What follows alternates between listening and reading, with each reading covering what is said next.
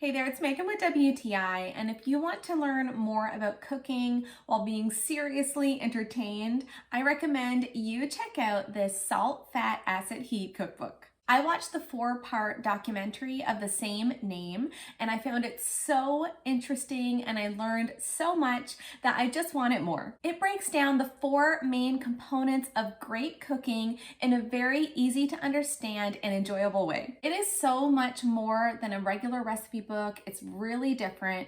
I find it to be a really refreshing and less rigid approach to cooking. The book does have recipes too, but I find the instructions for the recipes to be really different because they're really encouraging me to put my knowledge to work. Tasting my food as I go so that I can really engage my senses and adjust accordingly is a practice that is repeatedly encouraged in this book. This helps me to feel much more empowered and adaptable as a home chef. I don't have to be a mindless recipe following drone.